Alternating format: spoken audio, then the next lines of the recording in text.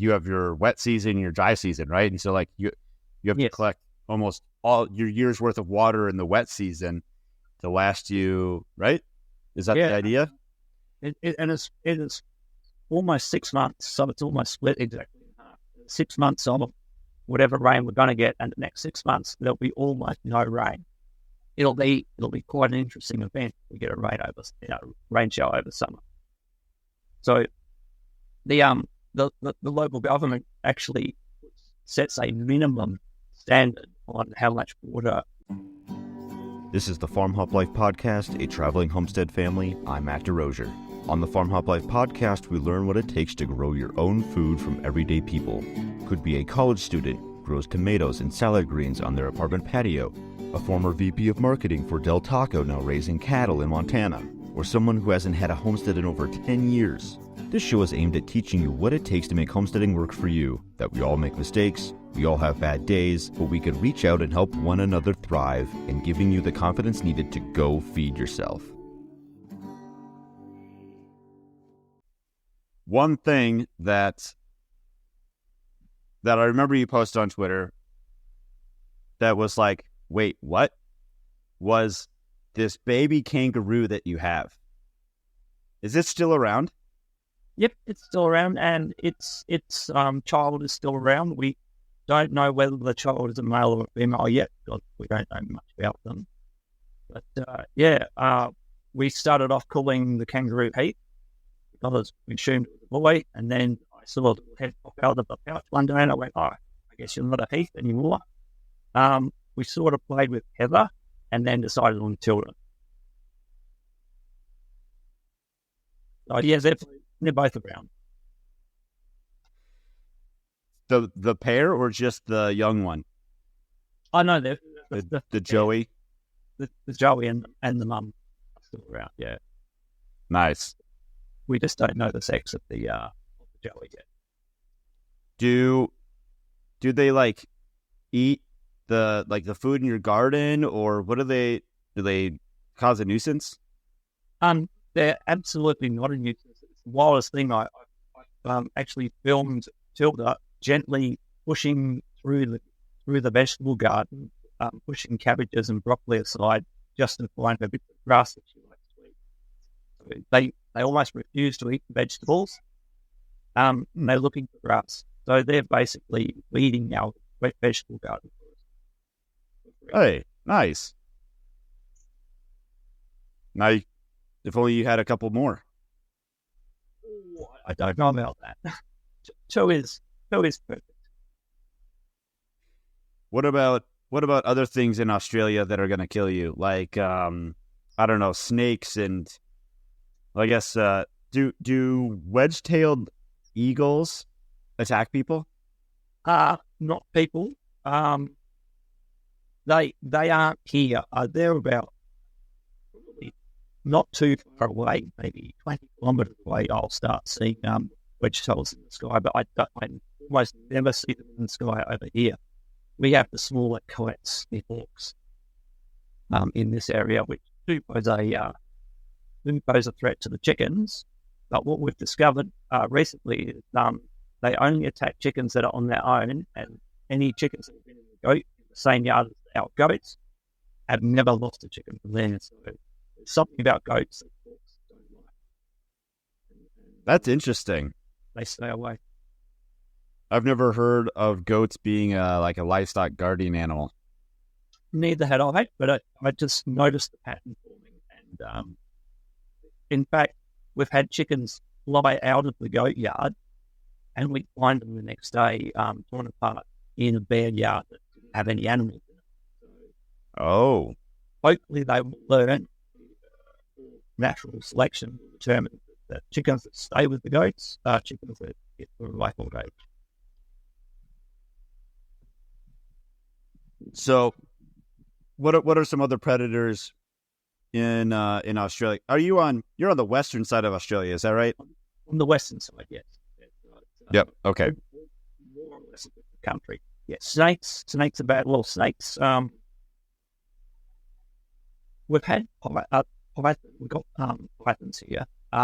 They've actually gotten into our brooder and taken some chicks, And also seen, I discovered one morning two of our fledglings, their whole head and sort of neck up to the shoulders looked like it had been sucked on. And my guess is the python has tried to eat them and thought, this isn't going to happen. But our pythons are small. Because we're not there to equate them. So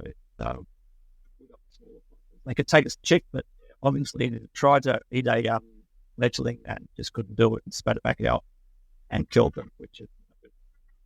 So, but with the poisonous snakes, I have noticed that the more I develop the garden, the more civilized, I suppose you could call it, I've made the place, they tend to not appear as much. And it's actually been a couple of years since I've seen one of the venomous snakes around the place, which means that's good. Not there, but I haven't been seeing them anywhere near as much now that we've developed the gardens. Sure. So, like, whatever habitat they liked, you're getting rid of that habitat and they're going elsewhere. So, yes, I'd say so. Or it's getting, it's just a different, maybe it's a microclimate for them. They don't like it as wet. And sure. Right. I had, my place is a total mess pretty much all the time. And I had some, like, netting laying on the ground. I had used it to make like a covered part for when we had meat birds. We needed them outside because they were stinking up the basement real bad. And so, we have hawks and eagles and stuff out here too, owls, whatever. So I put this netting up over the top to keep them, to at least keep the chicks at least somewhat protected. I mean, they could like fly under it or whatever if they wanted to. But anyways, so I had a roll of this stuff on the ground. It'd just been sitting there for a year. And I go out. I was actually like video calling my parents and I'm just like showing them what was new. Hey, we put in some raspberries over here kind of thing. And there's these two snakes wound up in this netting and it was bad. I was like, hey, I gotta go get these snakes out. And so I finished talking with my parents. My wife was just recording me. Like, I'm not familiar with all the snakes here. They had patterns similar to like a rattlesnake because we do have those here. But the head looked different. And I looked it up and I'm like, it doesn't look, it looks like a gopher snake. And so just to be safe, like I put on like leather gloves and like a jacket in case it did try to like bite me. But I took like these little pair of like gardening, kind of like shears that like kind of like scissors, but not that style. Anyways, so then I was like, I meticulously was like cutting the netting out to let the snakes go free. And I got one, put it in a pillowcase and then put the pillowcase in like a cat carrier. And then I got the other one out and did the same thing. And I wanted to keep them on the property, but my wife was like, no. And so I brought them down the road and let them go. All right.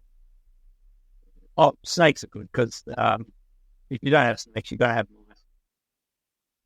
We do have mice. Yeah. That's why I wanted to keep them. And now we have a cat. Yeah, that works.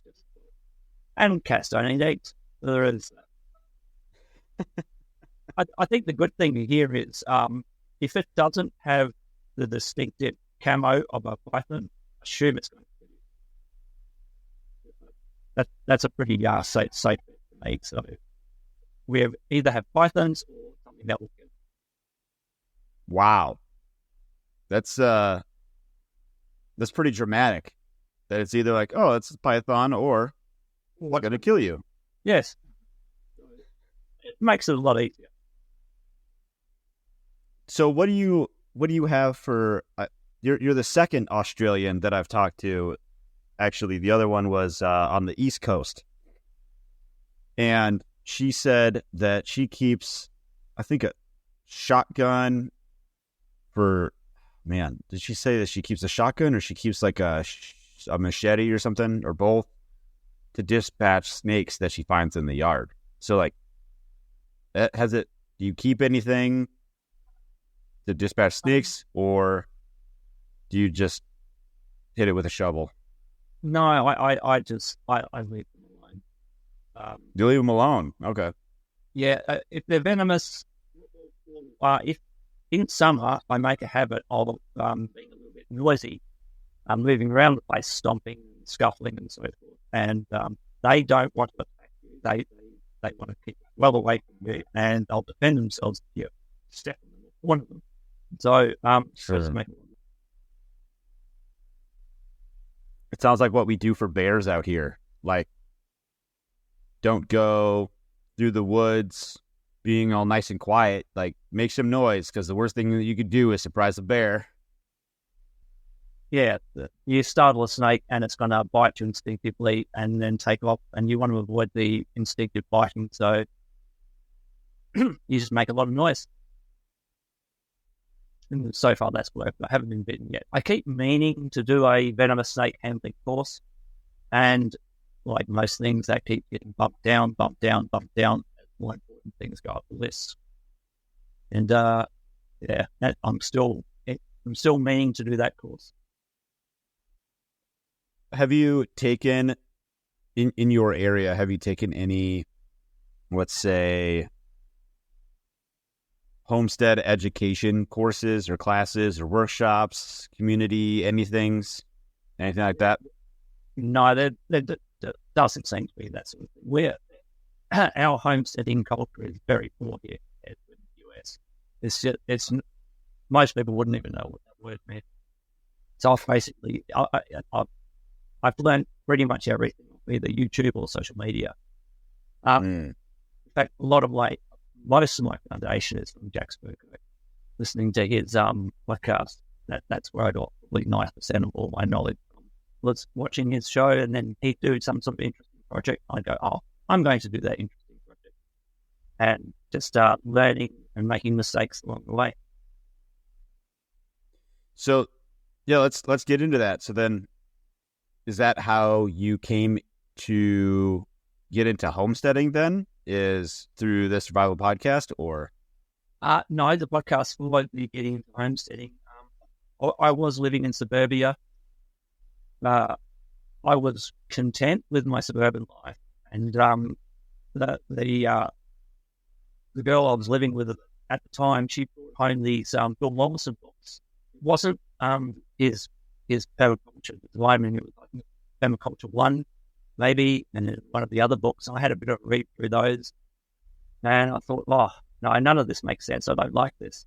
And then a few days later, she brings home Guy's Garden by Toby Hemingway. Mm-hmm. And I read through that, and I was hooked. It was just the different style, the different delivery. He laid it all out perfectly, and I absorbed everything, and I was hooked. But no, I have to leave the city now. I have to buy a little bit of land. I have to do what Toby's telling me to do. And from there, I got onto Paul Wheaton. Got onto his website. Listened to a bit of his stuff. From Paul Wheaton, I learned about Jack Spurko, and then I sort of almost transitioned from Paul Wheaton to Jack Spurko, listening to him exclusively, and from there, with Jack's interviews each week, I just discovered the rest of the homesteading world, and it went from there. And eventually sold up in the city, and bought some land out here, built a makeshift shed, which I'm still living in, and just everything led from there. So, about what year did you get out to get out of suburbia? 2012, we saw 2009. I bought the property, and 2012 we sold the property and moved out here. So Nice. 3 years was spent just building the shed, preparing the house site, and getting a foundation for the house site. And then we decided, no, this is taking too long to build the house. Just sell up, move into their shed, and be done with it. Cut all ties. So 2012 made the permanent move here, and since then I've just been slowly developing things as I learn about them, making mistakes, starting new things, seeing what works and what doesn't work. Your house then, so you're just doing all the work yourself, I'm assuming. Yes, all except the foundation. I'm building all the walls myself, and then I'm going to have a suspended concrete slab as the roof, just to make it into a bushfire-proof bunker. So that's maybe our biggest threat here is a inferno fire. So I want this thing to be perfectly temperature-wise constant and bushfire-proof, which means a concrete roof. So I won't be doing that. Obviously, I'm going to get some professionals into all that. That's a huge engineering task. A floating concrete roof? Yes. Suspended concrete roof? Suspended concrete roof, like you'd have on the first floor of a car or a multi-level building or car park. Gotta see what this looks like. Bro, yep, okay. So, yep, I see what you mean. It does just look like a they called it a car park. Yes. Parking garage. That's what we call it here. Parking garage. Oh, yeah. House is just Yeah. Yeah, okay. I see what you mean. Yeah, that should do it. So then what goes on top of the concrete? Anything, or is it just like No, I'll put a tin roof as rain catchment on there. right, because concrete's porous, that makes sense. Yes. Yeah. And also hard to move into gutter because here guttering is very important because I know in the US there are bizarrely restrictions on capturing rainwater there, which is Some places, yeah. In Australia, it's like almost our God-given right to be able to capture our own rainwater. And here we don't have any scheme water. So you're either catching it yourself or you're paying for a truck each week. And those I've done that, and those trucks are expensive. So that it's capture all your rainwater. So the roof will be designed to direct rainwater into tanks. How big is the tank that you have to hold the water? Because and then you have to, because you have your wet season and your dry season, right? And so like you have to collect almost all your year's worth of water in the wet season to last you, right? Is that the idea? It is almost 6 months, so it's almost split exactly in half. 6 months of whatever rain we're going to get, and the next 6 months there'll be almost no rain. It'll be quite an interesting event. We get a rain shower over summer. So the local government actually sets a minimum standard on how much water you can have on the property if you're going to live there. So they have standards for minimum size tank. So then, did you calculate how big your roof is going to be like, okay, this is how much rain, like I have this amount of surface area, so if we have an inch of rain, that's X number of gallons? Or liters, whatever? I didn't, it's basically whatever area the footprint of the house is, the roof space is. And the shed, it's almost as big as the same footprint as the house. So it's more about maximizing the catchment area, more so than coming up with a specific number. It's like more it's always going to be better. And yeah, I didn't know if you scaled the house to catch more rain. No. The okay. To fit big livable house, and whatever rain gets caught.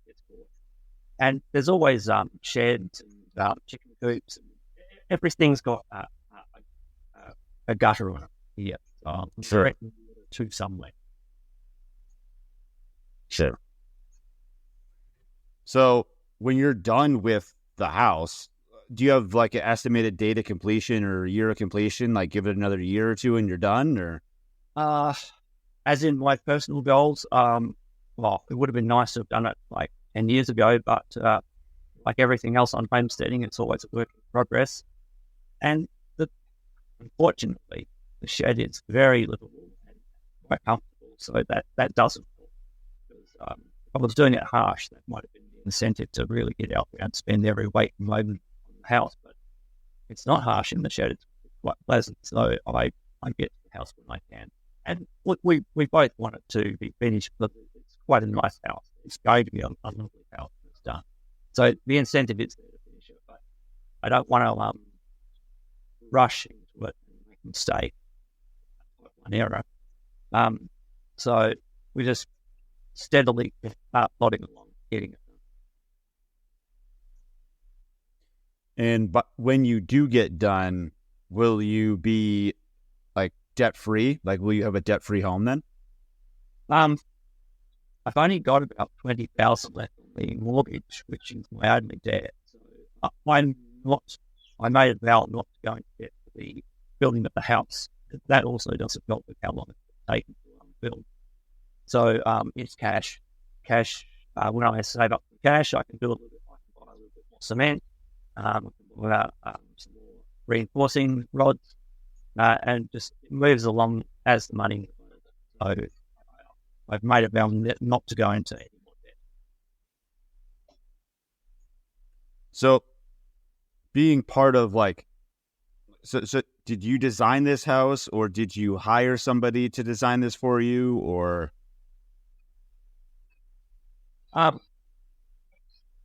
The house is pretty much as described in the Lawson's permaculture design manual.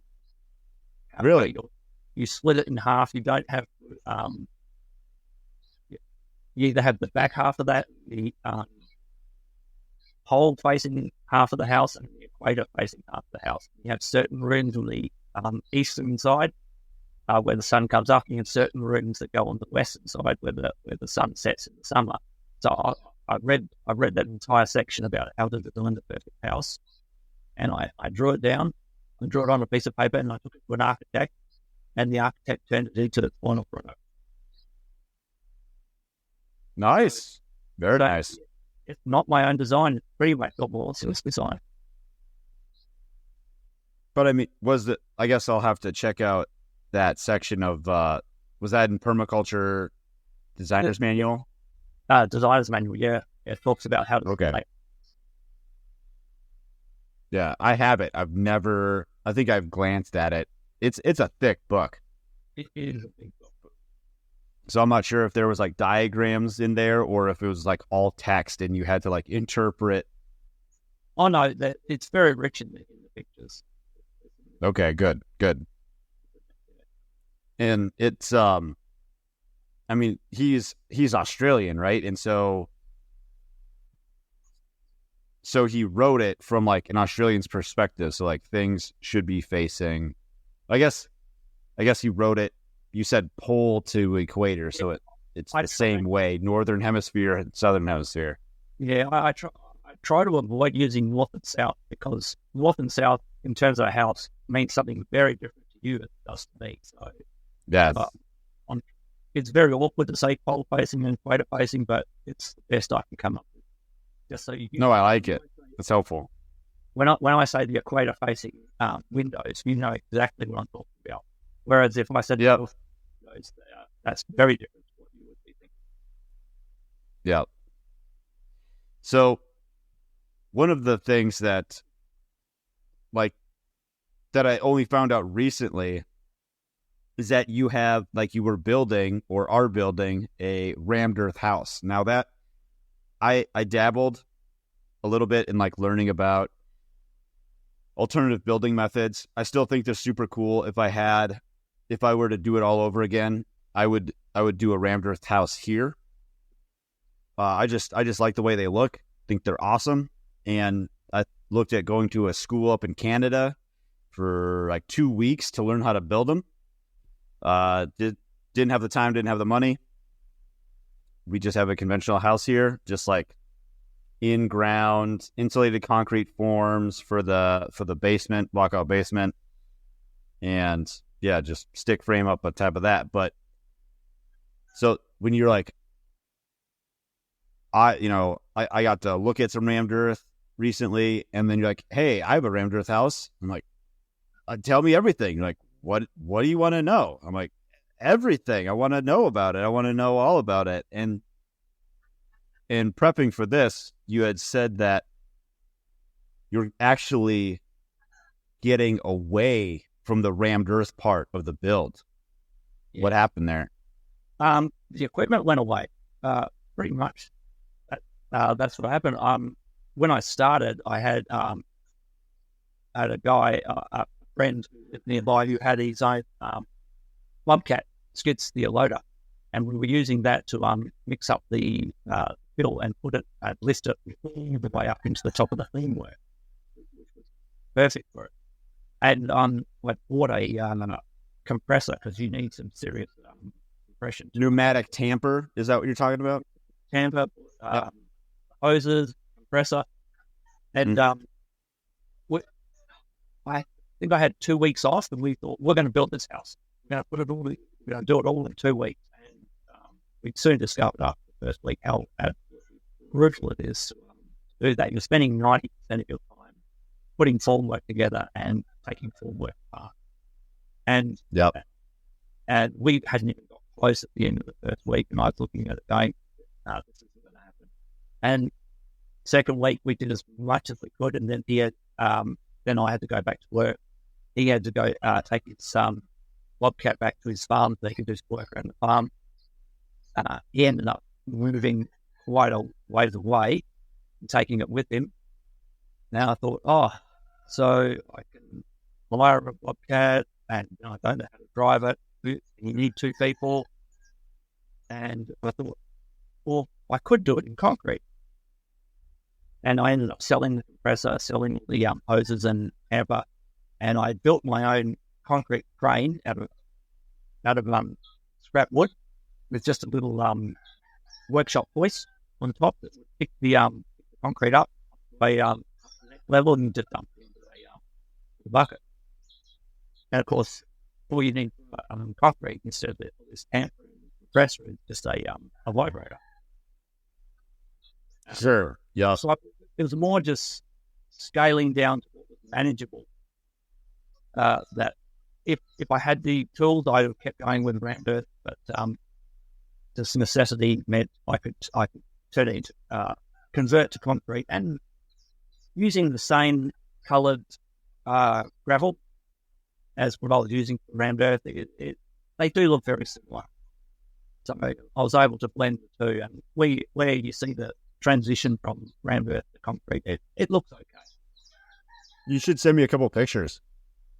I should do that. Yeah. What? That'd be awesome. I'm getting ready to start some work on it, so I needed to make the place up, and then I'll do a walk around with the video camera and just do a bit more short of the reboot. Yeah, that'd be great. Yeah, the rammed earth, like it does it. For people that don't know, you're basically using it's like sand, clay, a binder like lime or Portland cement, and then I think there's one other ingredient, and water. Are you thinking of the waterproofing agent? I don't think so. No, I thought there was.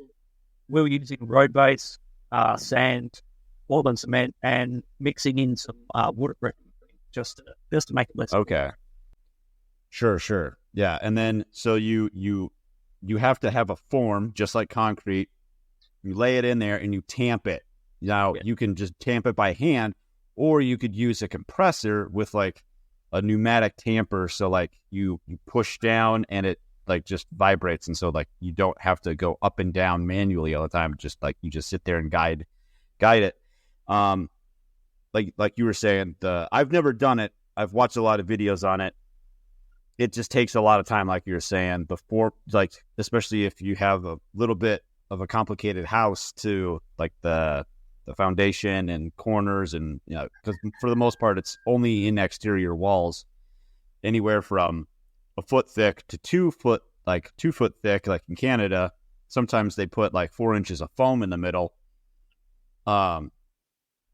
But anyway, so like, yeah, it takes a lot of time to just put that all together. You dump in, like you gotta get your ratios right. You dump it in the form, tamp it, let it sit, do another layer, let it sit, and then you go to the top of your form, and then you can either do the whole form, but that would be crazy because I don't know how you'd get to the bottom if your walls are like 10 feet tall. A lot of people do like 2-foot sections and then another 2-foot section vertically, just go up that way. So it's a lot of work. It's a lot of labor. The way we would do it was the sheets are 1,200 mil, which is, I think it's 4 foot. Yep, So that makes sense. You put the first one in place, that tamp it up to just below the top. Then you put another one on top of that, bolt that down, and then go the rest of the way up to the top. You do it in 2 stages. Yeah, and because green earth is semi-dry anyway, and you're taking 15 minutes maybe to put that second work on, it is quite seamless. Yeah, it's if your house isn't just like a perfect rectangle, like you have like little bump outs and angles and anything like that, it makes it difficult. It's like painting, right? Like the painting part takes no time at all. It's all the prep work, like masking off windows and doors and trim and the other good thing about the Bill Mollison design houses, it's a perfect rectangle, very very light, and no more than 2 rooms deep. So it was perfect for a round earth house / concrete house. Very simple design. yeah, I'll have to take a look at that for sure. So another aspect of your home design is composting toilets. What's your opinion on composting toilets? I think they're a greenwashing scam. Because yes, to compost in the toilet requires a lot of technology. You have to vent it, you have to dry the stuff out, and then you have to separate the pee from the solids. So there's quite a lot of tech that goes into a composting toilet. Whereas, from what I've been reading from the more traditional people who develop that sort of thing, is supposed to be a storage toilet.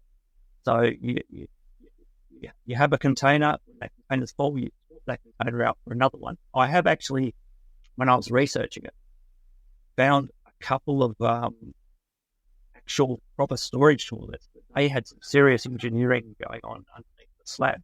You needed almost like a cellar to go in underneath the toilet, underneath the slab, and swap containers out. That was a huge engineering thing. So I was looking at, because my plans had to meet standards. Yep. So a bucket wasn't going to cut it with getting the house approved. So I pretty much looked for the cheapest approved composting toilet that I could find, and I bought that. I put that on the plans, I got it approved, and it's going to use a bucket. I got onto a guy named Joseph Jenkins who designed the human manure toilets, and it is pretty much just a 5-gallon bucket, nothing more, but you build the most beautiful wooden toilet around that 5-gallon bucket. So to look at it, it looks very flash, it looks very ostentatious. It's a really nice toilet, but it's a plastic 5-gallon bucket inside. And once that's full, you swap it out, take it out. He recommended composting it in a large composting bin for a minimum of 2 years, because to sell his books, he wants to be meeting some sort of minimum standard too. Otherwise, he wouldn't be getting taken seriously. And I did that. I did that for a couple of years, filling up a big composting bin out in the garden. Then I thought to myself, I'm going to have to move this one day, and that's hard work. So I came up with another idea of making a hay bale composting bin in the garden, and just building the hay bale up in a sort of a pyramid shape, and eventually cover it, and then that would break down into a mound that you could plant trees around. And that mound would fertilize the rest of the tree, so you're not moving anything anywhere. I did that for a couple of years, and then eventually I came up with the idea: if I just dig a hole where I'm going to plant a tree, tip the contents into that hole and put the tree on top. And by the time the roots have made their way down where the human manure is, it's already broken down. So that's actually my final design. Just dig a hole, dip it in there, plant a tree on top. And that seems Good excuse to plant a tree. Yes. And sometimes I'll have a queue of trees waiting for me to fill a bucket. Sometimes I'll have a queue of buckets waiting for me to buy small trees. So it somehow balances itself out. So in your system, are you separating the liquids and the solids, or is it all just collected together? All goes in very simple. Everything goes into that bucket. Started using when the famous toilet paper shortage came along. I thought, what am I going to do now? I got onto biodegradable wet wipes, for baby wipes, and they are so comfortable. Once you've tried a baby wipe, you never go back to white. It's the best thing in the world. And so that's true. And you get organic bamboo ones that biodegrade. I thought, okay, you can't use them in a flush toilet because you need to have something that disperses almost immediately into a flush toilet or you'll clog it. But bamboo baby wipes, they're just going to decompose in the hole where the tree is. So I've never had that problem. So yeah, I was in that way since. What about your grey water system? Do you have a grey water system? It pretty much just went straight into a pond where I've got locusts, and in fact, right over my shoulder is the grey water system. So that massive greenery you can see behind me is tree and some locust trees. There's a banana in there, but bananas aren't supposed to grow here. It survives, but it's never flowered. So locust tree and elderberry trees in a circle, and the grey water just gets dumped into there, and they grow well. They grow there like the best performing trees over summer is the ones going around the grey water. So very simple design. Nice. I'm looking at. We're also thinking about getting ducks for the same reason. Like you had mentioned this fellow podcast. I listened to quite a few episodes where like he would have ducks and he would dump the ponds to fertilize the trees. Well, I recently saw a video on Instagram. I think either I saw it or my wife sent it to me. I don't remember. She's like, it's good. Duck manure makes good fertilizer. So you can use that to water your trees. It's kind of the same thing. Yes. Yeah. Taking a waste product and using it for something else. That's perfect. You just got to select your trees. Trees that like rich, moist fertilizer, hot fertilizer. Go perfect. Some of our natives don't like high phosphorus, so they would almost die instantly being around a grape. Oh, so you don't put them there.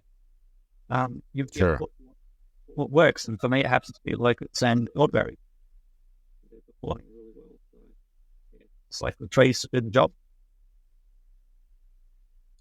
So you've got your gray water. You're going to be collecting rainwater, or currently collecting rainwater. It sounds like you use human manure to fertilize to plant underneath trees. What are some other like methods or techniques that you use? Well, another one I got off Jack Spurco's podcast was straw bale gardens. He did that one day. Okay, yep.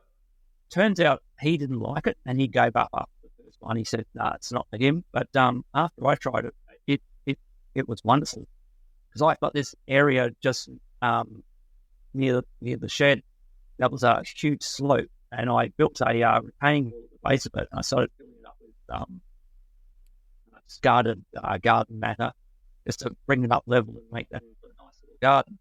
And one of things I started doing to speed the process up was I'd level it out as best I could, put a straw bale garden on top, and seasonal vegetables, they'd last maybe 6 weeks before the straw bale garden started to decompose and be unusable. So I would rake it out. By that time, the vegetables were starting to be spent, like salad greens, lettuce, cabbages, and so forth, charred. So I'd rake that flat, put some more cardboard down, put another straw bale garden on top of it. And I basically leveled that sloping bit of ground with straw bale garden built on top of each other. And I found them to be really good for an intensive garden. Put a layer of compost on top of the straw bales, and it's pretty much 30 minutes, and you can be planting your vegetables into the straw bale garden. It's like an instant garden almost. And I found those to be very, very useful because of the rapid breakdown. Rake it out, put another one on top, and very quick for building soil. You give me a good idea. Like I do remember when he tried the straw bale garden, and I think the guy he interviewed about that, the straw bale garden, like, it only lasts about a year, maybe 2 before, like it just like falls apart. And I live in, like, it's kind of like where you live. It's hot and it's dry. Now we don't have like a monsoon season 6 months out of the year. I don't know what your annual precipitation is, but ours is only like 15 inches a year. And so if that straw bale garden like broke down, you could just disperse that organic matter to create more topsoil here and retain water in the ground. That it's perfect for that. Once it's spent, just rake it out and start again. Now, it's one of the most effective small scale ways in building soil. You wouldn't want to do that on a large area, but if you've got this one little dry patch that you want to intensively build up to be quite fertile, straw bale gardens is the perfect way to go. Because you're also doing lasagna mulching because what I normally do is put several layers of cardboard down just to stop fungus and mold growing up into the straw bale. It makes it last a little bit longer. And that, of course, that cardboard breaks down as well because you're constantly watering it. Sure. In summer when it's hot and windy, you're coming out there with a watering can and giving the straw bale garden the good water, and that's easy enough to do by hand because it's such a small, intensive garden. Yeah, not everything can grow in a straw bale garden either. Like I thought like potatoes don't work or like carrots don't work or something like that. I don't remember exactly what doesn't work. Root vegetables that are going to end up trying to send that root down into the hay, that's not going to work. It's we do salad greens, kale, lettuce, mainly kale and lettuce. It's what chard as well. So that's so. What's some stuff that you've tried that hasn't worked well? Putting a garden straight into the soil. It's dismally because we have bottomless gravel here. This property, in fact, used to be a gravel pit because the gravel's so perfect here. It's like a thin, very thin layer of leaf litter, and this leaf litter doesn't break down for decades; just sits on top. But so when I first started, I sectioned off an area, planted vegetables straight into the ground, and they shriveled up and died. So it's simply because there's annoying soil here. So that was the best thing I found out. I'm going to have to build soil. So it's either intensively built the soil with a straw bale garden or long-term building the soil with moving livestock across the gravel. that was my biggest discovery was there's no soil here, so don't bother trying to plant straight into the soil. You've got to build it first. Well, that'll probably save your back in the long term, anyways, right? If you're using a straw bale garden or a raised bed, you don't have to hunch over as far. Yeah, we've got raised beds in our aquaponics area. That's another thing I've tried that's going really well is the aquaponics. Raised bed is just, it's easy to keep wet because it's contained and it's a small area. And you even on the hottest days, you watering can, you've got those vegetables are doing fine. Whereas out in the garden, they're on their own. They're not going to do well. So small, intensive gardens is definitely the way to go. We've found that out the hard way. Well, do you in those gardens? Do you do like square foot gardening on top of that, or do you just kind of like plant it and go? Square foot gardening. I'll need to get a quick refresher on that one. It's the idea that you intensely plant stuff. Like it's almost like too close together, but you have like little grid lines, either like physical or just kind of like eyeball it, like draw it on the dirt or something. And okay, I'm going to plant, like it says on the packet of seeds, one plant every, I don't know, 3 square feet. Well, I'm going to put 8 of them in there or something. Oh, that sounds exactly like what we do. Because, okay. So also, the closer together they are, the less sun is hitting the ground around them. So you want to be protecting the ground for evaporation as much as possible. So, the thicker the hole. Yeah, I think we just naturally do that rather than intentionally do that. Just get as much in as we can and just harvest it as fast as it's going to go. What's been the biggest challenge in homesteading that you faced? That would definitely have to be trying to stop the water disappearing over summer, because bare earth is the norm here. Just the endless gravel. When it rains, the water disappears straight down, and when the sun comes out in summer, the water's going straight back up again. So it's just trying to build a sponge that can hold the water over summer. Because in summer, I'm intensely irrigating from a well, which is not close by, and that's brutal hard work. And I just want to get it to the point where I'm pouring all my water. So the biggest thing here is if I can hold the water. I do a lot less manual work myself, and I've got more time for doing other things. So it's building a sponge layer with rotating the animals through, and also shade from the fruit trees. Now I also put in a lot of shade trees as well. Shade is very important here because it just cools things down, keeps the sun off the soil. So by far the biggest challenge is just keeping the sun away from the soil. If I can do that, everything else. Right.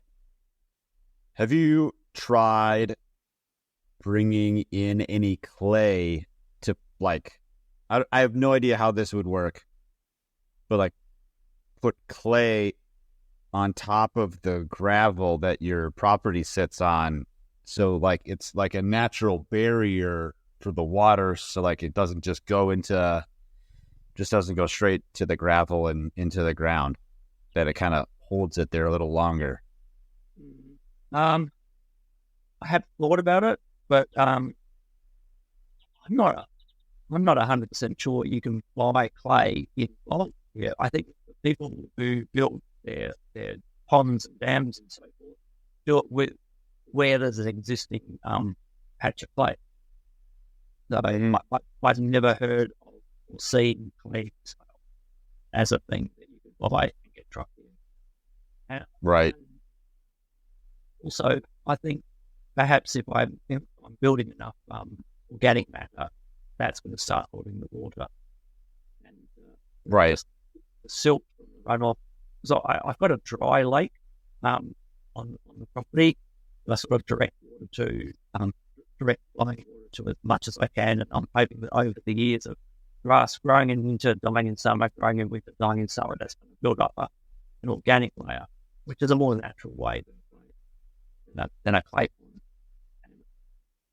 Yeah, I'm just hoping I can do that naturally, and at the same time, in the more intensive zones immediately around the house and shed, I can put in a little bit more physical labour and if that organic matter builds up.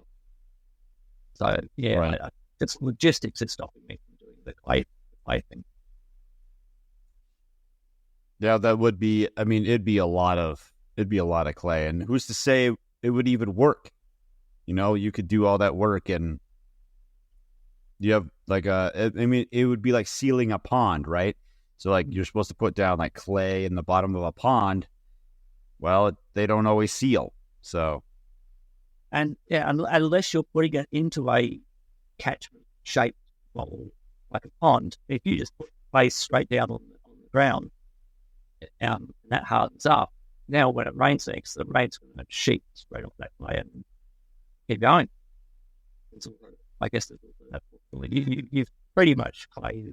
You're going to be turning that into a pond. So I would hate it become a hard runoff surface. I'm actually losing more water. At least when the water gravel, the deeper rooted plants can chase the water down.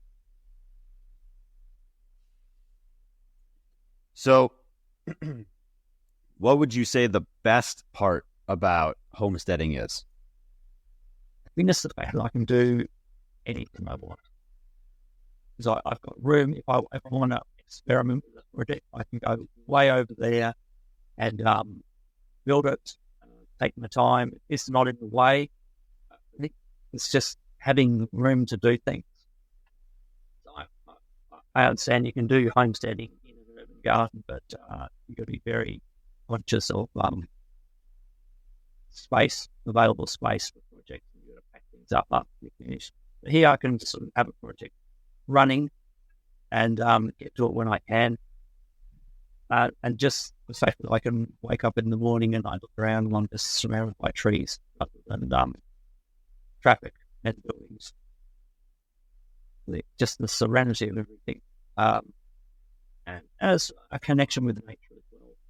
So that I am responsible for gathering food, foraging food, going up the chicken coop every morning, collecting all the eggs for breakfast. That's just the most wonderful feeling. Rather than having to go to the shop and buy eggs. I haven't bought eggs for decades. I hope I never have to. And it's not even the eggs being better quality is part of the story, but it's also the fact that they're just there. I can just walk up and grab them when I need them. And they obviously aren't free because eggs cost money to maintain. But I think there's more just that connection with the connection with nature that I look after the hens that produce the eggs that I go up and get each morning and put into my breakfast. It's a good feeling. That is a good feeling. So like that you can. That's just another thing that you don't have to go buy. Yes, you can provide for yourself. Like, okay, I'm starting to be able to provide for myself just one little piece at a time. Just one little piece. That's all you got to do. Just one step, right?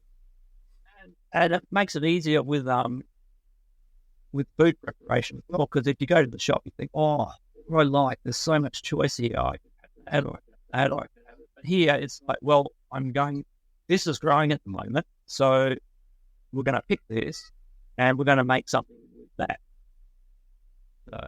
It's very, very simple, rather than thinking, oh, which aisle am I going to go down and look for something sweet? Like, no, this is it. This is what we're having because it's the thing that's growing at the moment. It's the thing that's in season. So we're looking forward to peach season coming up. Because peaches have been one tree that's just done remarkably here. not a grafted named peach either. It's one that grew from seed and just appeared on the property, and I started collecting the seeds ever since. And That's awesome. You take the stone from the peach, put it, grow it, and within, I would say, 2 years, that's producing more peaches. So this is its own little like that landrace species of peach that I've developed here. But that's a really good feeling. So when I'm eating those peaches, I'm thinking, this is my peach. This peach doesn't exist anywhere else in the world except here. That's really funny. That's good. That's good. So wrapping up here, what would you tell people that want to get started? Just do it. Don't worry about whether you have the skills. That's what YouTube's for. That's what social media is for. Just get out there, get some sort of accommodation going, and prepare to do without the luxuries and a little bit of self-sacrifice, and you can have what you want. Just take that first step. Planning is fun, but you can get wrapped up in the planning, as Jeff Norton says, paralysis by analysis. Just make sure you're not going to die. Get out there and just get started. Make all the mistakes you can, and start learning. That's right. That's really well said. Well, Shudra, go ahead. But there's no shame in making mistakes. Making mistakes means you've now got an opportunity to learn something new. That's right. Yep, I make mistakes every week, almost every day, every year. So is it not the same? I think slightly different mistakes. Yes. That's good. So, but hey, I appreciate your time this morning, jumping on this call and doing this interview with me. It's been a lot of fun asking all these questions about rammed earth and your setup after engaging for quite a while on Twitter. So it's good we could finally do this. Yes, thank you for the opportunity. It's been great. I am Matt DeRozier of Farm Hop Life. Thanks for watching. Don't forget to subscribe and visit farmhoplife.com. Inside of the city, the people are crazy, out of their minds, they ain't got a clue. We gone away, headed west for Montana, left family and friends, all I got now is you. We both got new jobs, a house and a homestead, thinking this was the life, all that there'd be. After our firstborn, you had to stay home. That's when the work got in the way for me. Well, I started Farm Hop Life. We'll come to your farm to help and to wander. Me and the family, a truck and an RV. Send us a message and there